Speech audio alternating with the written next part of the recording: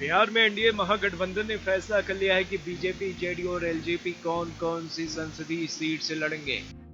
JDU के पटना स्थित कार्यालय में बीजेपी, जेडीयू और एलजेपी के प्रदेश अध्यक्षों ने संयुक्त प्रेस कॉन्फ्रेंस कर लिस्ट जारी की। जेडीयू के प्रदेश अध्यक्ष वशिष्ठ नारायण सिंह ने कहा कि 1-2 दिन के अंदर वो अपने उम्मीदवारों के नाम भी घोषित कर देंगे। हमारे साथ जनता दल यू के प्रदेश अध्यक्ष वशिष्ठ नारायण सिंह हैं, उनसे बात करते हैं। अभी सीट का बंटवारा हो गया है एनडीए में। ये अध्यक्ष जी, सीटों का बंटवारा हो गया, कौन कहाँ से लड़ेगा ये तय हो गया। आप लोग जो भी सीट आपके हिस्से में आई है, क्योंकि आप बीच में आपका गठबंधन भी टूटा था, फिर से जुड़ने में क्या परेशानी आई? नहीं, कोई परेशानी नहीं थी। समय है, देखिए कोई प्रोसेस है पार्लियामेंट्री पार्टी की मीटिंग की, और ये सुविधा के अनुसार होती है।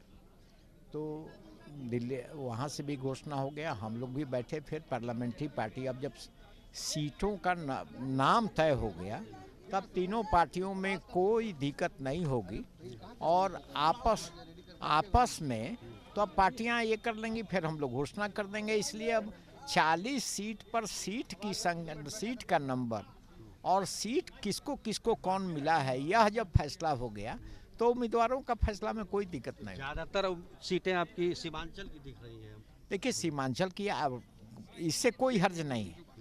माने जो हम लोग तो एक यूनिट की तरह से काम कर रहे हैं, और किस साइड में किसको अधिक या कम मिला है ये महत्वपूर्ण नहीं है।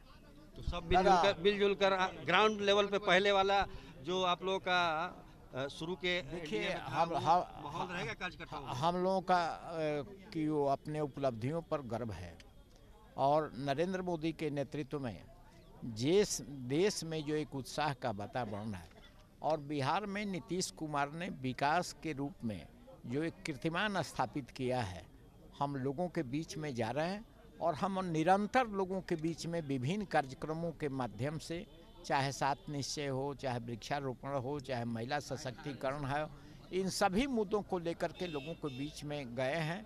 चाहे के स्टूडेंट क्रेडिट कार्ड हो या ग्रामीण स्तर की समस्या हो, इन सवालों को, चाहे कृषि की समस्या हो, गांव किसान मजदूर, इन सवालों को उम्मीदवारों की घोषणा कब तक हो जाएगी? जल्द हो जाएगी।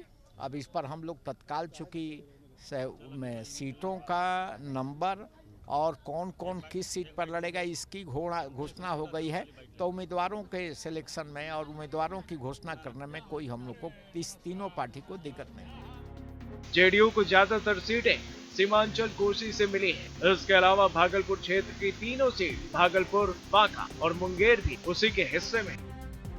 अब देखना यह है कि एनडीए जो दावा कर रही है उसमें कितना दम है। पटना से सुजीत कुमार झा, बिहार तक।